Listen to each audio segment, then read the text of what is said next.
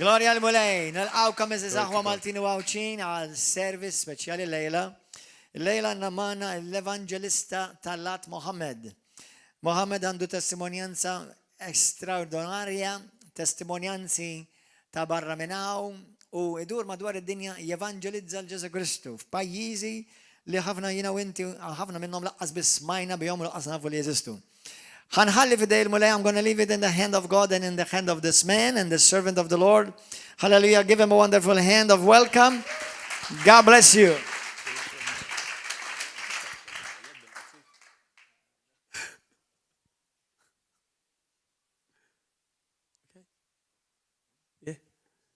Wherefore God has highly exalted him Fej ittellaw il-mulej and given him the name that's above every other name. u ttih l-isem li hu fuq kull isem. That at the name of Jesus, Dak l-isem ta' Ġesu, every knee shall bow kull koppa titmil and every tongue confess u kull sin irid jistqar that Jesus li Christ Ġesu Kristu is Lord. huwa l-mulej. Now you can do it now or you do it then. Tista' tagħmel issa jew wara. I prefer to do it now. Jiena din nippreferi nagħmel issa. How God anointed Jesus of Nazareth Kif Alla dilek lil Ġesu Kristu with ta' the Holy Ghost and power. bil-Ispirtu Santu bil-qawwa. He went about doing good Mar jagħmel it-tajjeb and healing all u fejja il-kulħadd that was oppressed of the devil. That was oppressed li of the kienu devil oppressati mix-xitan because God was with him. għax Alla kien miegħu. Jesus Christ Ġesu Kristu is the same yesterday, u l-istess il-bieraħ, the same today, l-istess illum and the same u forever. l-istess għal dejjem. And what he did in the Bible days, U f'dak iż-żmien tal-Bibja he can do it tonight. li kien jagħmel dak iż-żmien jista' jagħmlu lejla. Hallelujah. Alleluja. Amen. You know, when he was talking about the offering, Meta kienet jitkellem il-pastor fuq l-offerta, the Lord dropped something in my spirit il-mulej tani xi ħaġa fl-ispirtu that tiegħu. every time you get an offering, Kull darba li inti għandek l-offerta biex tagħti, you take that offering taqbad dik l-offerta and you hold it up to the Lord u tellaħħa quddiem il-mulej. and said, "This is a devil rebuking tool." U għajd dina hija għodda biex iċċanfar ix-xitan. Your offering is a devil rebuking tool. L-offerta tiegħek hija għodda li ċċanfar Because the ix-xitan. Bible said when we give, Għax il-Bibja tajt God said, "I'm going to rebuke the devourer." aħna ċafru dak li jiġi biex ikissirna. I always say that if I give anytime, this is a devil rebuking tool. U dina dejjem għatta jien li di l-offerta li sanati hija għodda li ċċanfar I ix-xitan. mean, you'll experience some freedom in that arena. Dik l-arena tisperjenza ħelsien. But before I start, Imma qabel nibda, God give me a word to give to, what's your name again? Marihu? il-mulej tani kelma biex naqsama ma' oħti Mariella. Mariella. Oh, Mariella, yeah. When I was sitting there, God said, "Tell her this." I'm just going to tell you this. I mean, it's not a big prophecy. Meta kont bil-qedemmek il-mulej għalli biex ngħidilha din. And I got a word for a young woman sitting somewhere around here. I don't know who she U is. għandi kelma għal ġbejba illi qiegħda bil-qeda x'imkien ma nafx minni. No, I'm not prophetic, Jiena m'iniex profetiku, but sometimes, God will drop a word in your spirit and you need to obey. imma kultant il-mulej tini kelma fl-ispirtu tittabdi.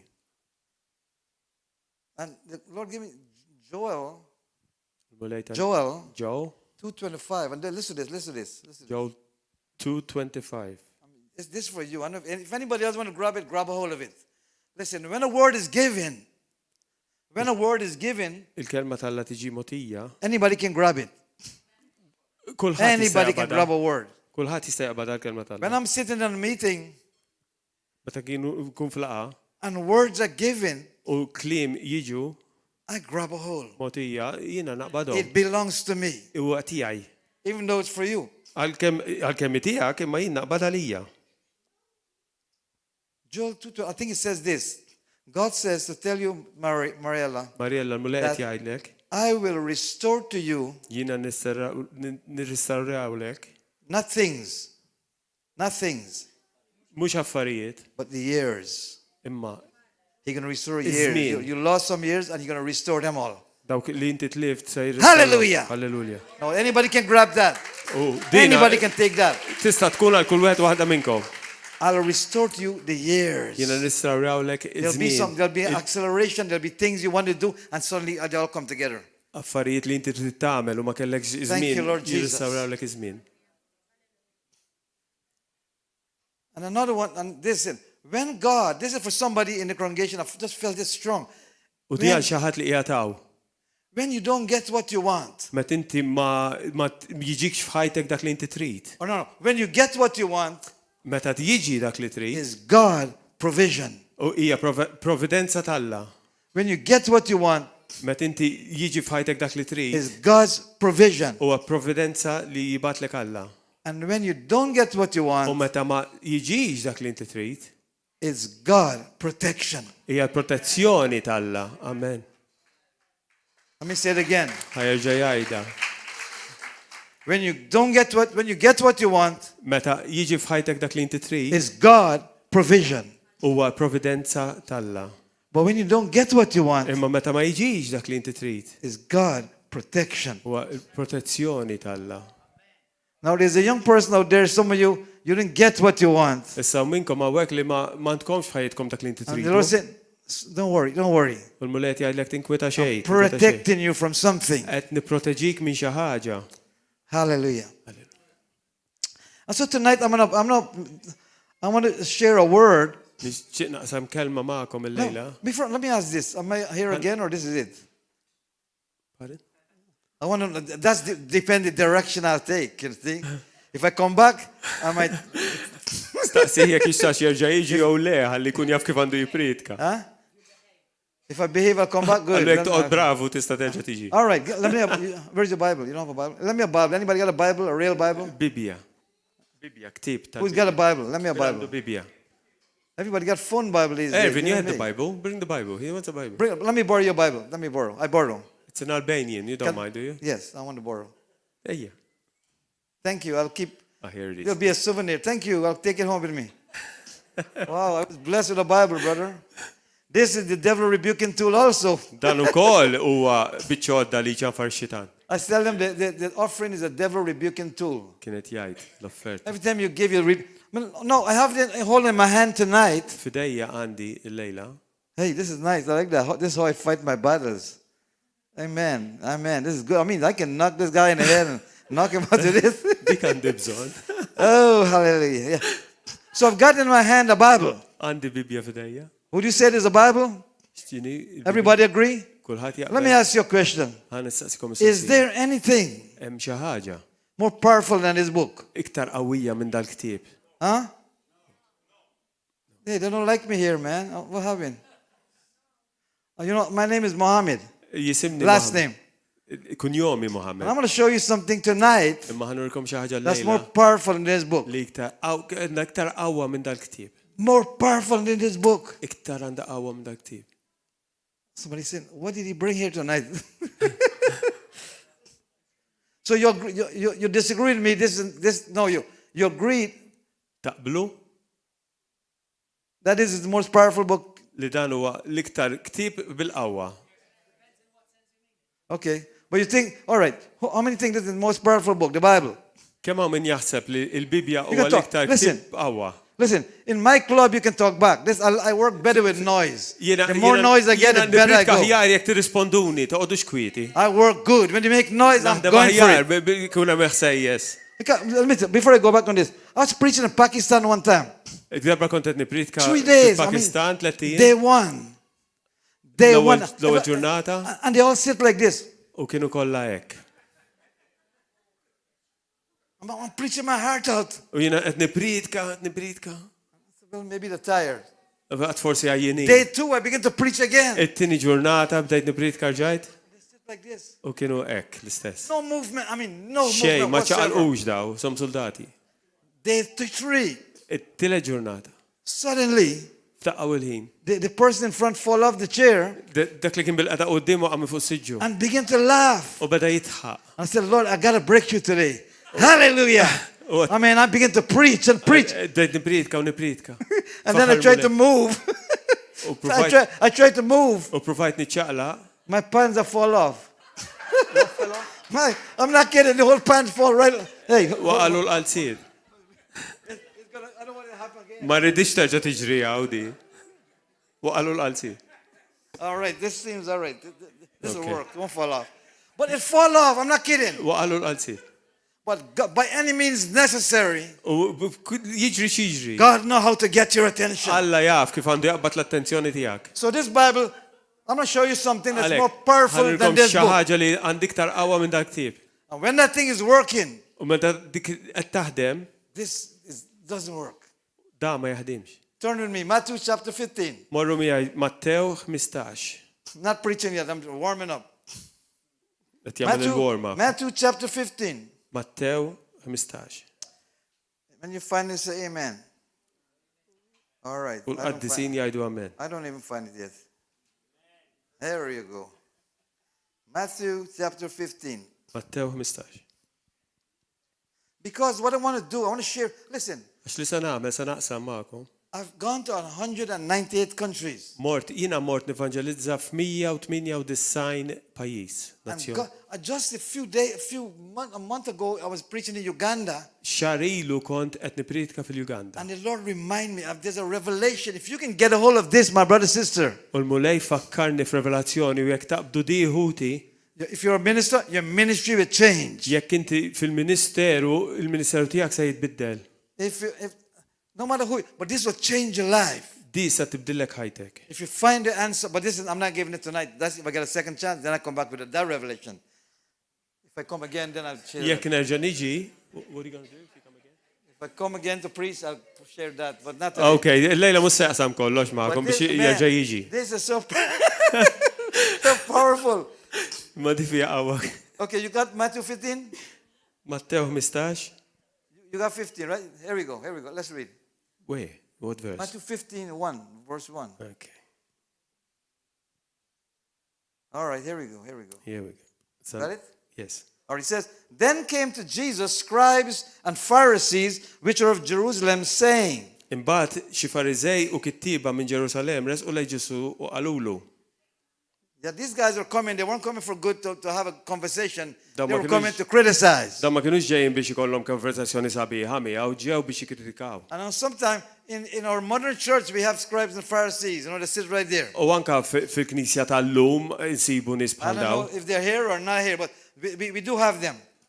Ma nafx jekk kumixaw imma għandna minnu fil-Knisja llum il-ġurnata. Verse 2 said, they come to Jesus and says, why do your disciples transgress the tradition of the elders? U ġew vers 2 ġew dan u qalulu dan qala d-dixxipli tiegħek jiksru t-tradizzjonijiet ta' missirijietna. For they don't wash their hands Għax huma ma jaħslux idejhom when they eat bread. qabel ma jiklu. But he answered and said, maybe they had COVID then at that time. Just Maybe that during COVID time. They had a COVID, Bible COVID. Ġesu iġepu qalilhom. No, it wasn't COVID. So they come to accuse Jesus. Why do you disciples transgress the tradition of the elders? Huma ġew biex jikkritikaw il-Ġesu. For they wash not their hands when they eat bread. Għallulu dan għala d-dixxipli tiegħek jiksru tradizzjonijiet ta' missirijietna għax huma ma jaħslux idejhom qabel jiklu il-ħobs. Verse 3. But he answered and said, why do you transgress the commandment of God by your tradition? Vers 3 Ġesu jġibhom u qalilhom u intom għala tiksru l-kmandamenti tal-Alla minħabba tradizzjonijiet tagħkom. For God commanded, saying, honor your father and mother, and he that curses father or mother, let him die the death. Għax Alla qal weġġaħ il-missierek u l-ommok u min iżeblaħ lill-missieru u l-ommu jieħu l-mewt.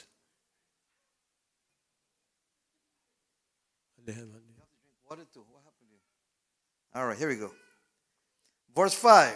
Vers 5. But you say, whosoever shall say to his father or his mother, it's a gift, but whatsoever thou mightst be profited by me. Go ahead. Immintom tgħidu jekk wieħed jgħid lill-missieru jew l-ommu il-ġid li għandi li jista' jkun ta' għajnuna għalik huwa offerta lil Alla. And honor not his father or his mother, he shall be free. Yeah. Dak ma jkunx iżjed marbut li weġġaħ lill-missieru. Stop right here. Okay, look this last part. This is it right here. Araw di l-aħħar biċċa. Thus, you have made the commandment of God of none effect by your tradition. Where is that? Verse 5, the 6, the last part of 6. The last part of 6, verse 6. U hekk iġibu fix-xejn il-liġi tal-Alla minħabba tradizzjoni tagħkom. Does it say the same thing? Yeah. See, you see, you've made the word of God of no effect by your tradition. Tradizzjoni iġib il-kelma tal-Alla fix-xejn. Tradition is more powerful. Please Għalhekk take this, Lord. iktar qawwa. That Bible is a killer Bible, man. That's a Bible. That's a fighting Bible. Dak il-Bibja tal-ġlied But joqtlu. he said, listen, he said, your traditions It-tradizzjonijiet that tagħkom made the word of God don't work. tagħmel il-kelma tagħla ma taħdimx. Watch at places with tradition. Watch them. Nothing happened. Ara f'postijiet ta' tradizzjonijiet xejn ma jiġri. Just last year, in the beginning part of last year, I went to Nicaragua to preach. Is-sena li għaddiet fil-bidu ta' sena li għaddiet mort Nicaragua biex nipritka. We were planning to do a crusade, Konna qed nagħmlu crusade. but this one church said, we'd like to work with you, but we want to hear you preach first. Għallu li nxu naħdmu miegħek imma nisimgħu tipritka l-ewwel. I'm not kidding. I show up in the church. Mort il-Knisja. It's long. It's bigger than this. Long. Kienet ħafna twila, ħafna ikbar minn hawn. So I'm getting ready to go preach. U jiena kont lest biex imur I see people nipritka. coming to church. I see people coming to Dirajt church. in-nies deħlin il-Knisja. And I see men holding their wives' hands. U rajt irġiel iżommu idej in-nisa Can I tagħhom. hold your hand or you're No. not? I'm just showing just an illustration.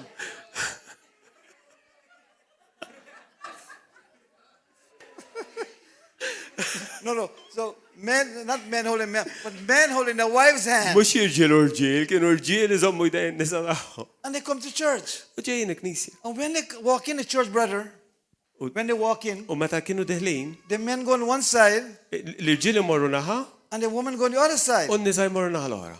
I'm like, U jiena oh, they were married, now they're divorced. kienu daħlu miż-żewġin u issa divorzjati. No, I mean, here, they come hand in hand here. I mean, they just love each Ġejjin other. jitfit, And then u mbagħad jinfirdu. they separate from each other. Jinfirdu minn xulxin. And I'm standing like, U jiena qed ngħid, what's this? x'inhu jiġri? This is here? No, this is not here. Let me see. Yeah. Woman, man, woman. Okay, good. All right. And then U mbagħad the woman, give me a tissue. tixxu. Somebody give me a tissue. Where?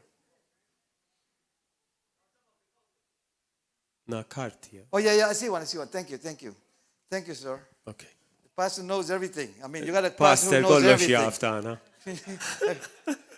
Then Imbagħad all the women il-nisa take a thing like this, jaqbdu tixxu, put it in the head.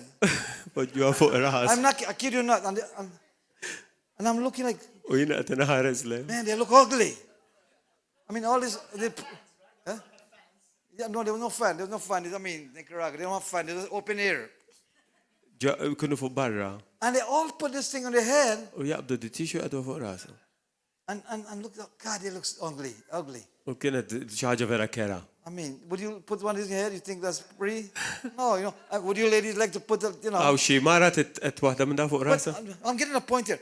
And was sort of a strong tradition. Tradizzjoni b'saħħitha kienet. That's how they grow up. That's what they do. And that's. Hekk kibru, hekk italmu, hekk għamlu ta' qabilhom. And he tell them I came from Iran. U għallhom li jiena ġejt mill-Iran. So I said, I want to be like an Iran. I'm going to be an Iranian tonight. Għatmela hija, lejla se nkun mill-Iran. In my heart, Qalbi, God began to talk to me about 2 years ago. Son, you got to start being bold. You're too weak sometimes, people. il-mulej beda jitfalli ġo qalbi li inti tkun taqlubija ikbar, għax qed tkun dajjef wis. So I want you to know, Tkun taf. you don't have to be afraid of people. Li ma tix kun tibża minn nies. They didn't die for you. I did. Huma ma metux għalik, jien mit Don't għalik. let people control you. Tħallix in-nies jikkontrollawk. I was just in Italy, man. Italy. Kont l-Italja. And I'm eating. Kont qed nikol. This person moved my food away. U suppost neħħejt li kell. I'm ċaħat neħħi li kell. drinking. Take away my drink. Qed nixrob u ħadu li l-drink. Ħadu li x-xorb. See, I'm controlling how you eat and what you drink. Ħad sejsi kontrollat. I want to say what day, whatever, I was angry. Kont irrabjat. Does preachers get angry? Il-predikaturi irrabja. Yes, we have plans, we have plans like everybody else. We get angry, we do everything. Iva, nirrabjaw, Iva. I get ticked off. But anyway, go back to this. So all these people, I'm about to preach, I stepped up, U jien kont sa nibda nipredika, and I'm watching the scene, I'm like, wow, u look at qed this. narhom, Men, women with little cloth in their heads. irġiel, nisa u daw biċċa ċaruta fuq rashom. Watch this.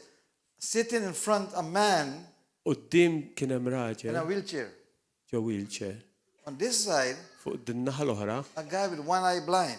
kien hemm raġel bajn waħda għami. They put all these sick people in front. Għedu l-morda kollha quddiem. Like I'm the healer, you know. Pal soġijin sa fejjaqom. I've got news for you. Għandi ħbar għalik. I'm not the healer, Jimminix but I know him. il-fejqani ma naf l-dak I li know fejja. him. I know the healer. Naf. His dak li name is fejja. Jesus. Jismu Ġesu. And he can heal tonight. U jista' ifejja l-lejla. Hey, I'm preaching in Sudan. Konti għat il-Sudan. I'm come back to Nicaragua. Rrit kassa nerġaw morru Nicaragua. I'll be back. I'll be back. I'll be back. Yeah. Go ahead. So the man in Sudan came to me when I'm preaching. We had about 15,000 people. Kellna xi 15,000 fis-Sudan jisimgħu l-pritka. This man came up to me in the refugee camp. He said, Dar-raġel ġi fuqi u qalli. he said, Ibni. Ibni, my son. Hey, I know a word. Di tallima For the mill-ħar last darba. time. Bomba! It's bomba. Bomba night. It's a good night. Good night for miracles. A bomba night for miracles. How you say that? Amen. Lejl ta' bomba l-mirakli. There you go. All right. He said, brother, he said, son, you preach like you know Jesus. And Għalli ibni inti tipritka sek tafu l-Ġesu. I'm thinking, are we supposed to? U jina għad naħseb mux hekk suppost. What do you mean? He said, well, the other people, some people preach, but I preach like they know about him. Għatlu xit tittajt bija, għallu ħattiħor jipritka ma mux hekk. You know, they read about him, Isu meta taqra fuqu, but they don't know him. imma ma jafux. You know, I mean, knowing somebody and knowing about somebody is different. Li taf il-xaħat u taf fuq xaħat hija differenti. It's a big difference. Differenza kbira. If you know somebody and you know about somebody. Jekk taf il-xaħat personali jew taf fuqu. Something, my brother, sister, Xi ħaġa ħuti. when you begin to know him, Meta tibda ssir tafu. not knowing about him, Mux li taf fuqu. there's something that will change in your Hemm life. xi ħaġa li tinbidel f'ħajtek. People will see it. U n-nies jibdew jarawha People will fik. see it. Jibdew jarawha fik. So I stood up before in I'm back to I fly back to Nicaragua. Issa tlaqna lura lejn Nicaragua. Okay, I'm in Nicaragua now.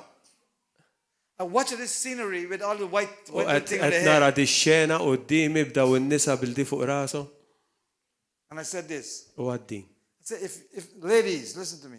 Nisa ismawni. If you don't take off that piece of Jekk ma tneħħux dik minn fuq raskom, trash, and I said trash too. I just said, take out that piece of trash. I'm not preaching. hekk qallilhom fil-fatt, għallhom kemm ma tneħħux dik naqra żibel li għandkom fuq raskom jien msa npritka. Pastor is sitting right here. Il-pastor kien hija bil-qeda So they did like this. għalej ħarsu leħ. Look at me, look at Pastor. Ħarsu lejja, ħarsu lej il-pastor. Come on, I'm waiting. I want to preach. I'm ready to preach. I'm ready to preach. Lest li npritka. I'm going to preach now. U ħan niprit kissa. Are you going to take it off? I'm not preaching. And they'll do. Għatom, naħħuha għax min se npritka. Pastor went like this. Il-pastor għamillhom hekk. So all he had come off. U Thank you. kulħadd neħħija. Għattom, Alright. grazzi. Look, I'm sure it's going to happen here. When tradition is broken. Meta tkisser it-tradizzjoni, I said, man, għaset irġil, għattilhom irġil, go back and remarry your wife. mur lura mal-mara tiegħek. Go back over. So again. Reġaw, ħarsu lej il-pastor. Lejja, lej il-pastor, u lejja. Pastor went, Il-pastor għamilhom tom il-permess. they move over. And the men feel happy, man. They go, Marru fej xurxin u kienu ferħanin. And they, no, I'm not doing that. All right, good, They good. put their hand around their wife. They put their hand around their brother, listen, from the time that happened, without me preaching, F'dak il-ħin li tradition ġrat, was broken. dak il-ħin li ġrat u bdejt The man in the nipritka, wheelchair got up and began to run. il-tradizzjoni nkisret u dak li kien fuq il-wheelchair għamu beda jiġri. Tradition was broken. Il-tradizzjoni ġiet imkisra. Hallelujah. Halleluja. When tradition is broken, Meta God tradizzjoni began to tikkiser, move in your midst. Il-mulej jkun jista' jaħdem. Even in among us, you know, Anke aħna wek we got tradition. għandna For a tradizzjoni. chair, look for a chair here. Now is this heavy or? That's heavy. Oh shucks, not that. No. I'm not playing with that chair. Anyway, Dak ħassu tqil. is there a chair I can borrow? Għaw xi siġġu jista' jissella. Oh, don't worry, it's okay. If you don't have one, don't worry. Għawa wieħed this one. Sorry. Okay, let me. I want to show you tradition again. Ħanurikom tradizzjoni oħra. Guy, man. All right. This is a move I make. I do this move when I'm tired. And Din hija mossa li nagħmel meta I get kun a chair, I għajjien. can sit. All right. All right, now let's go. Bil-qeda. Now we're gonna preach. Now preaching Forsi again. sa nipritka. Anyway, I went to church one time, Konti għaf fi knisja a darba. big conference. konferenza And I kbira came early. u ġejt kmini. So I went to sit in the chair, the front chair, you know. Għalek mort sibsidġu għad bil-qeda. I'm just enjoying it, enjoying the music. You U know, għed no pjaċir bil-mużika, I'm sitting there and bil-qeda. suddenly F'daqqa u l-ħin, a lady came behind me and ġit mara fuqi, tappitli fuq spalti. so I didn't know her, so I didn't bother. So I continued. Ma konċ nafa l-għura ma taċ kas, imma reġat. Hey lady, if you do that again, I'm gonna slap you. I'm not kidding. I'm gonna slap you if you do that again. Ma terġax, xik terġa tamela santilek. She said, "This is my chair. Dik s-sidġu tijaj. This is my chair." Dak s-sidġu tijaj. So I Għalek jien, get up and I omt, għet infittex isima naħseb, isima fuq. What's your name? Alla xismek, Mary. għatlu Mary. I don't see your name here. Alla minix nar ismek miktub fuq. But it's my chair. Għatlu ma dak tijaj. Tradition. Tradizzjoni. You almost killed me, but I didn't, you know, I let it go. So no, look, go back to this. So in the meeting starts, Għalek ma tibda laqa. things begin to happen. That night, I've never seen so much miracle Għat ma rajt in a traditional church. mirakli fi knisja bit-tradizzjoni. Today, that church has grown big. Imma l-lum dik il-knisja kibret. But tradition, my brother, sister, Tradizzjonijiet ħuti is strong. hija b'saħħitha. It helps people in bondage. Li żommok makus. There are things we do when we do it because somebody said to do it. Dawk l-affarijiet li nagħmlu xi ħadd ieħor għalilna li għandna nagħmlu. So we do things we don't even know why we're doing it. Namlu ċertu affarijiet laqasna fuq fejn nagħmluhom. But anyway, what I want to tell you, share with you, Imma li naqsam is magħkom something that God placed in my spirit xi ħaġa li Alla poġġa fl-ispirtu when tiegħi I was a young Christian. meta kont għadni żgħir Kristjan. I was a very young Christian. Oh, shucks, we don't have time. Okay, I don't need 5. You know I need 5 minutes. Progress.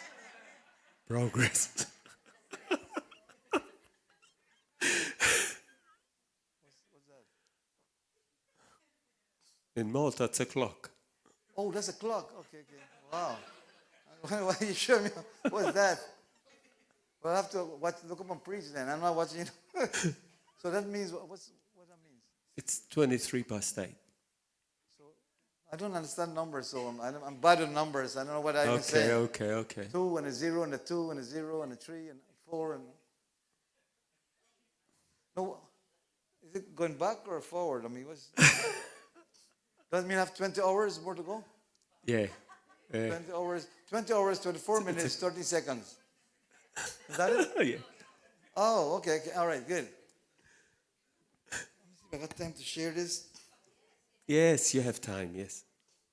How many time you have? Oh, no, really. What's that? Tell me. Don't worry about that. Use your clock. All right. I'm coming back?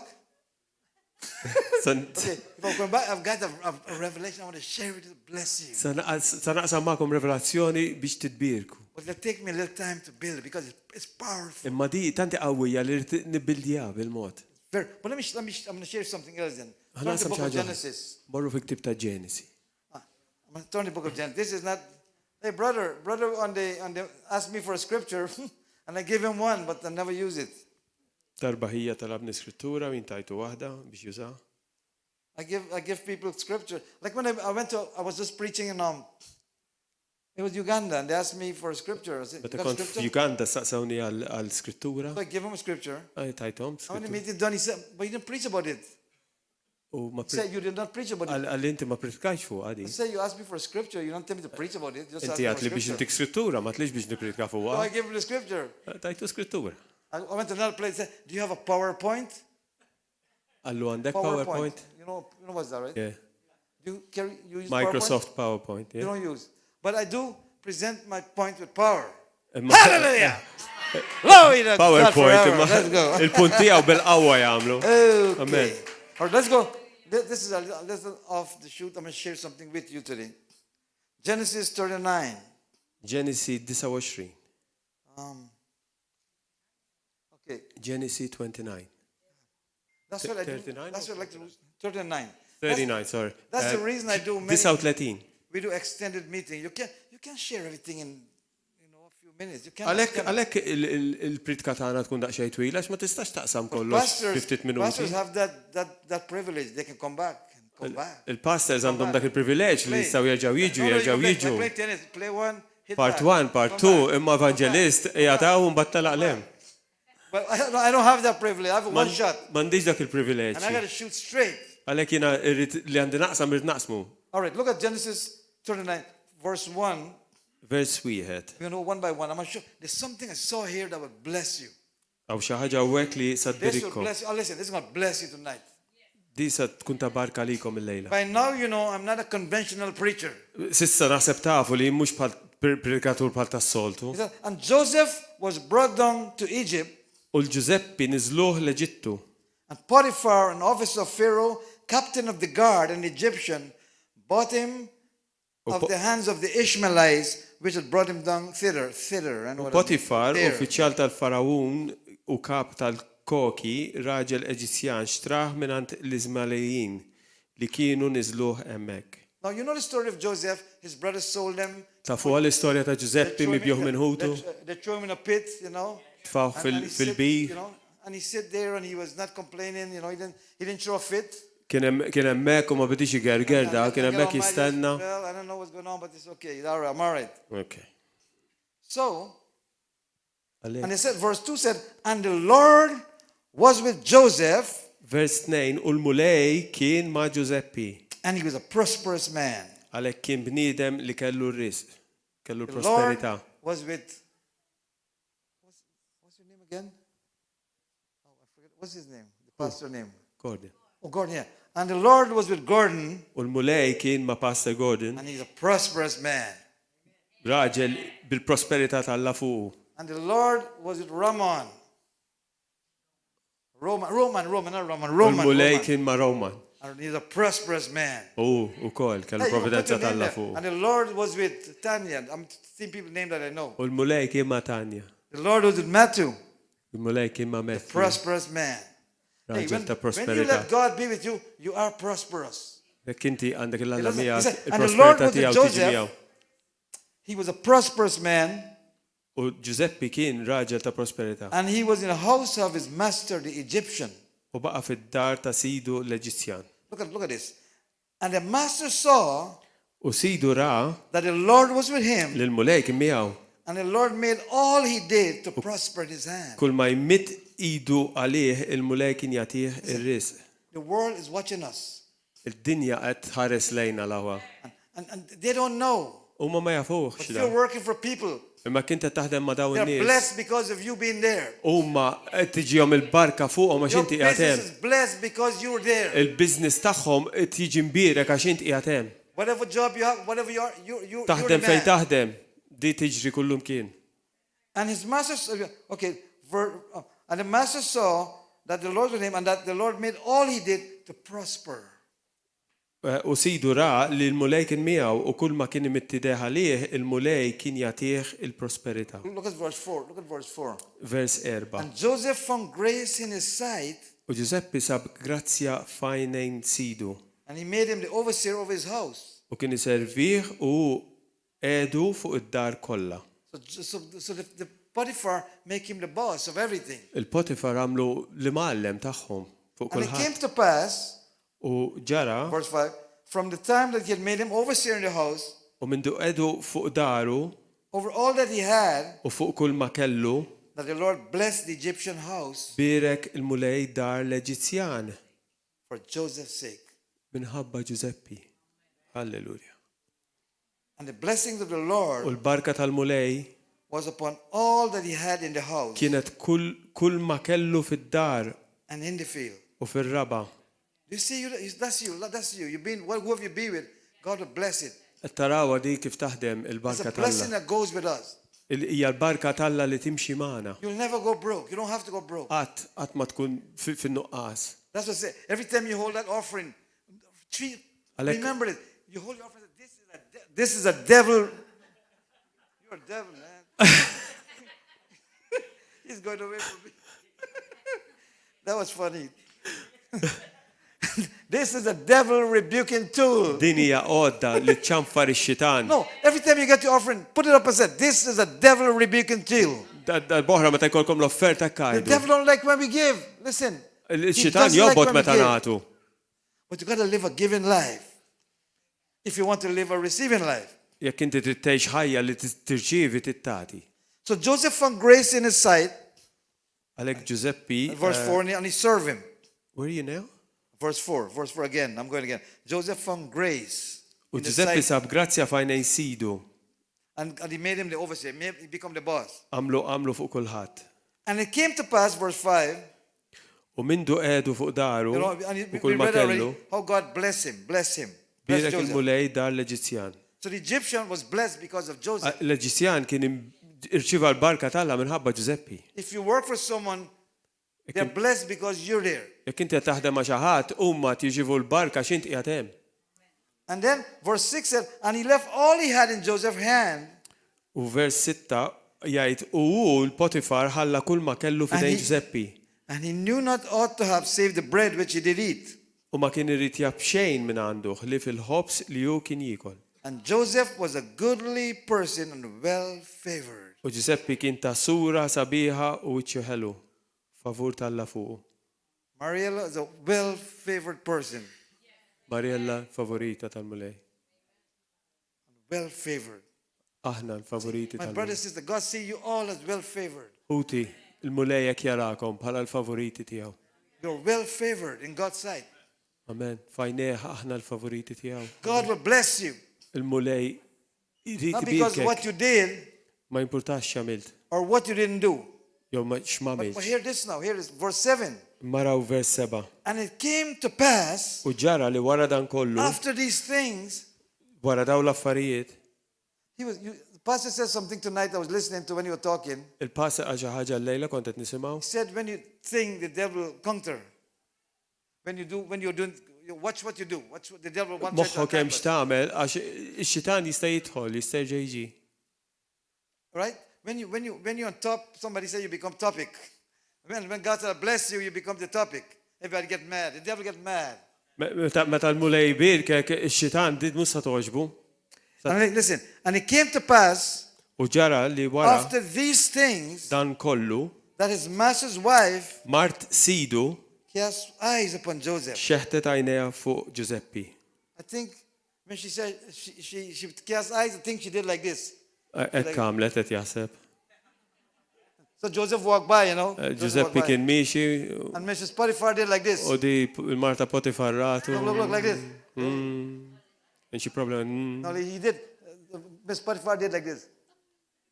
il-Marta ta' Potifar And għamlet lu hekk. Joseph said, Miss Potty, something wrong with your eyes? U Giuseppi forsi ħaseb di għandha xi ħaġa f'għajnejha. Joseph was naive, you know, he didn't know. Giuseppi kien ma kienx jaf And so ċertu every day affarijiet. she'll come and she'll do like, Xin ratu għaddej, Joseph, Miss Potiphar, is it okay? għandek xi ħaġa f'għajnejk. He has eyes on him. Kienet qed tħares And lejha. every day she did that. The devil is a persistent cuss. Remember that one? The devil is Sakru li persistent. xitan persistenti ħafna. Don't think because you're Christian, you're free now. Ma taħsibx għax inti Kristjan issa liberu mit-tentazzjoni The tiegħu. battle intensify. It's intensify. It get hotter. Il-ġlieda se tkun ikbar. No, not Miss Potiphar getting hotter. The battle is getting hotter. Il-battalja.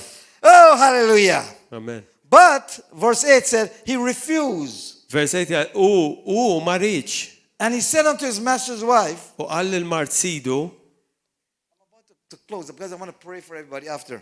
But he refused and said to his master's wife, u għall il-Mart Sidu, behold, ara, my master's Sidi wanted not what is with me in the house. ma jrid jab xejn minn He għandi commit all that he had to my hand. dwar xawn fid-dar u kull ma għandu Verse rieħ fidejja. Verse 9 said, there is none greater in this house than I. Vers 9, ħadd ma fuqi f'din id-dar. And he didn't keep back anything from me, Ma mħadd fuqi, but you. imma int, Because you're his wife. għax int il-Mart How tiegħu. can you do this wicked thing and sin against God? Allora inti kif tridni jien nidneb kontra l-Sidi. Listen to this, brothers. Listen to this. Isimgħu di l-aħwa. If you get what I'm going to say now, some of you are going to be set free from bondages Jekk tonight. taqduha hawn minnkom se tinħelsu mill-ktajjen. Joseph had command of everything. Giuseppi Everything. kien fuq kulħadd fuq kollox. All the granaries and everything. Id-dar kollha r-raba kollox. He was over the servants. Fuq il-għaddejja. He was over everything. fuq kulħadd. Everything. Kollox. He said, listen, I'm in charge of everything. Jiena nieħu sib kollox. Listen to this. Except you. Minn barra int. See, Potiphar Potifa did not give Joseph authority over that lady. ma taħx awtorità lil Giuseppe fuq il-mara tiegħu. Joseph had authority over Ma over him, kellux over awtorità her. fuq il-mara ta' Potifar. The thing, listen to this, the thing that he did not commit, U dik l-affar li ma kellux impenn the thing that was fuqha, not committed to him, dik li ma kellix was the commitment leħ, was the thing that come back to bite him. dik kienet sa tipprova twaqqaw. Things that you have not committed to the Lord, Inti l-affarijiet li inti ma kommettejx lej that's the Alla, thing come back to bite you. dawk l-affarijiet li provaw waqqawk. Tonight we're going to pray. Lejla sa I'm going nitolbu. to ask you tonight to commit everything. Commit your wife, your husband, Biex your money. inti tikkommetti your- kollox lej il-mulej, il-mara your tijak, girlfriend, your il-flus, boyfriend. il-girlfriend tijak, il-boyfriend Because tijak. the thing that you don't commit, that's the thing going to haunt you. Għax dawk l-affarijiet li inti ma tikkommettix lej Alla, dawk se And that was the jipprovaw only waqqawk. thing he didn't have control over. Dawk li għandhom il-kontroll fuqek. I believe. Yeah. Sorry. He had control of everything U kellu kontroll fuq kollox, except her. imbarra i. And the thing that's not committed U dik li mhix in our own life, l-affarijiet li inti ma what I tagħtix il-mulej, what I don't commit, dawk l-affarijiet li ma tikkommettix lej il-mulej, that thing going to give me a rough time. dawk l-affarijiet sajtuk I've seen people with children, ministers with children. nara ministri tal-Vangelu bit-tfal, They commit everything. kollox The jikkommettu. house, the car, except Id-dar, il-karozza, the children. minn barra And tfal. the children go and mess up. U tfal jamlu Messed up. They mess up. They- jamlu li jridu. But when, brothers and sisters, commit everything to the Lord. Huti, ikkummettu kollox lej il-mulej. Give him full control over it. Tuħ kontroll fuq Had- kollox f'ħajjitkom. Had Joseph had control over Potiphar's wife, Kiku Joseph kellu kontroll fuq il-mara ta' Potifar, the story would have been different. l-istorja kienet tkun differenti. But that's the only thing he didn't have control over. Imma dik l-unika ħaġa li ma kellux That's kontroll the only fuqha. thing that was not committed to him. Dik ma kienx ikkommetti And lejh. that one thing come back to bite him. U dik Every il-waħda, day. l-affari waħda ġiet Every u tipprova day. twaqqaw. So Kuljum. I'm going to encourage you tonight. Commit your house. Ikkommettu d-dar Commit your tagħkom wife. lejla, ikkommettu l-mara Commit your tagħkom lejla, husband. il-raġel Commit your tagħkom, children. it-tfal tagħkom. Check your. There are things. I believe there are things in your life Affarijiet li għandkom that you're f'ħajjitkom not giving God control over. li għadkom ma tajtux kontroll lil And Alla that's the fuqhom. thing going to haunt you. Dawk l-affarijiet se jippruvaw That's the waqgħukom. thing going to haunt. Dawk l-affarijiet. The things that we don't commit. Dawk l-affarijiet li I ma remember a time tikkommettix. in my own life, Kien hemm drabi f'ħajti. there were areas I did not commit. Kien hemm ċertu areas fejn ma And God was kommettejthomx. about to put me into ministry. U l-mulej għamil fetaħ And I il-ministeru. keep stumbling over the same thing over U and bdejt over and naqqa over. fuq l-istess ħaġa, nerġa' naqqa. Let me ask you, Ħan how many of nistaqsikom. you have committed the same mistake many times? Kemm hawn minnkom hawnhekk li I did, waqajtu I did. fl-istess ħaġa. Because it wasn't committed. It was not Għax put, it wasn't. ma kommettejtuhx dak lejn mulej. So tonight, Għalhekk let's all il-lejla stand right now. ejja nqumu bil-wifqa. Because that's a different meeting. Huwa laqa differenti. But I feel like there are people here tonight. Imma qed inħoss li hawn nies hawn God is il-lejla. saying, Il-mulej qed jgħid, my children, tfal my son, tiegħi, my daughter, ibni u binti, tonight is a night. il-lejla u l-lejl I'll give you an opportunity li qed intik l-opportunità to bring everything to me. biex iġġibli kollox. But it's your choice. Imma l-għażla hija tiegħek. God will not force us. Alla ma jagħmilx il-forza fuq dal-affarijiet. He said, choose you. Look in Deuteronomy, he said, choose you this day Fi Deuteronomju jgħidlek għażel int f'dan il-jum who you will serve. il-min sa taqdi. And God wants us to, I make that choice. Il-għażli hija tagħna. Not no one. Nobody can make that choice for you. Ħadd ma jista' jagħmel dik l-għażla lik. So as the brothers play our music, I want us to close our eyes Għalqu għajnejkom and begin to see areas u bdew waraw dawk l-areas that is not committed to the Lord. li mhumiex ma kommettejtuhomx lil mulej. Tonight, make that step. Illum għamel dak And if il-pass. you're here tonight, listen, I'm going to ask you tonight. Ħan nistaqsikom If you're il-lejla. here tonight, Jekk inti jagħtaw il-lejla and that's you, u dak u int so Lord, tonight I'm giving you 100% of everything. għajdlu l-issa l-mulej li l-lejla santik And that must be your choice. 100%. Imma That must l-għażla be- tkun tiegħek. That must be your choice. Titkun tiegħek l-għażla. Not the preachers telling you what to do. Mhux il-predikatur qed jgħidlek But I x'qed want to tagħmel. encourage you though. Qed ninkoraġġik, Iva. You see, Joseph, everything was committed except that one lady. Except that one. Kollox kien ikkommetti lil Giuseppi minn barra dik l-affari waħda l-mara ta' Potifar. That one thing haunt him daily, every day. U dik l-unika ħaġa li kien hemm He had to deal with it daily, every ġiet day. tipprova Every day, twaqqgħu every day. kuljum. Same thing in our lives. U hemm affarijiet f'ħajjitkom The ukoll. things that are not committed Dawk l-affarijiet li ma will come back to kommettejtux bite you. jiġu lura u Will jiktbukom. haunt you. Will mess you up. It was like stumbling over the same thing over and over. Isek qed taqa' fuq l-istess ħaġa, Over and terġa' over, taqa' stumbling fuqha, over the terġa' same taqa' thing. l-istess ħaġa. Let me give you a scripture. Għeddikom skrittur. Deuteronomy chapter 1. Deuteronomju, Listen to this. Deuteronomy kapitlu 1. 1. Look at Deuteronomy chapter 1.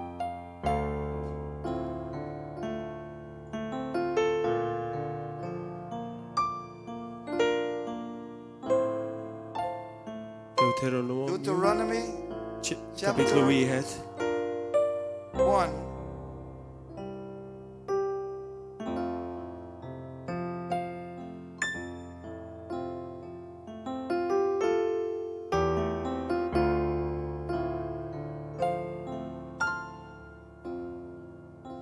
Look at verse 6. Vers 6. Look at verse 6. Lord our God Il-mulej Alla tagħna spake unto us in Horeb, saying, kellimna f'Horeb u qalilna You have dwelt long enough in this mountain. għattu biżżejjed f'din il-muntanja. Been going around the same sin over and over, and not even sin, but the same thing over. L-istess and over ħaġa, l-istess and over. ħaġa, terġa' tagħmilha, l-muntanja tiegħek. And it's been hindering you. U di qed iżommok lura. I know it. I lived that way for a while. There was things I didn't commit, not bad things, but things that I didn't give over to Affarijiet Jesus. mhux necessarjament ta' fajeżina, ma kien hemm affarijiet li kull darba trid tiddur That thing magħhom. was like a punching bag. Kienet It hit me every day, same thing. kont isni punching bag u isni qed nieħu daqqiet kuljum. But when I saw this scripture, U meta rajt din l-iskrittura, that one thing he said, listen, Miss Potiphar. He said to Miss Potiphar, Joseph said Potiphar, u għall il-Marta Porifa, the master give me control over everything is-sit tani kontroll fuq kollox except you. barra lilek. Except you. Now tonight, Għalhekk il-lejla. what is it you have not given him full control of? X'hemm f'ħajtek li ma tajtx kontroll lill-Alla ta' Be bold tonight. kun biqlu bija l-lejla. Come join me here. Let's pray together. Let's commit everything. U If you want- inaqdu if you're miegħi. bold enough tonight, come up here and we're going to pray Fil together. Niġġerja u jekk dan u int Hallelujah. titlaw fuq ħa nitlob I'm magħkom. going to join you. YouTube, okay. All right. Oh, YouTube. YouTube or my tube. Anyway, YouTube, look, listen to me. Same thing. YouTube. And I said to them, I'm saying to you, Anka intkom dak li għatlilkom qed wherever ngħidu you lilkom. are, Int fejn int. you can kneel down, stand up, but commit Tista' toqgħod għal kubtejk u tista' toqgħod everything bil-wieqfa tonight to the Lord. imma kommetti kollox li għandek lil mulej. Don't hold back Toqgħodx lura and see what God can do. u wara x'jista' jagħmel mulej f'ħajtek. See what God can do. Ara x'jista' jagħmel mulej. I mean, I'm not playing with words, but what the Bible says. Minix qed nilgħab bil-kliem imma hekk tajt il-Bibja. Some of you, Hemm you minnkom have gone around the mountain so many times. qed idduru mal-istess muntanja. And God said, stop going around the mountain. Ifqu. Today is time to make the next step. Illum huwa l-ġurnata li tieħu Step in another pass direction. f'direzzjoni ġdida. All right, do it wherever you are. Now, if you're here, please join me here. Let's pray. Ejja u naqdu miegħi ħa nitolbu. This can change the trajectory of your whole life. Di tista' tbiddillek ħajtek. That we're going to commit everything. Kommetti kollox. Listen, if you're not sure, Jekk min tiżgur, come on up in here. Let's pray together. ejjew xorta waħda ħa nitolbu flimkien. Join me. I'll come down here and Ejjew join you. naqdu miegħi hawn fuq ħa nitolbu. Take the first step. There you go, brother. There you go. That's a bold man right here. That's boldness. Boldness. I love that. I love Lubija. bold. Let people are bold. Be bold. Nobody. Hey, you're going to stand before God. Inħobba l-lubija li inti tista' tqum Nobody qudiem gonna help il-mulej. you. Hallelujah.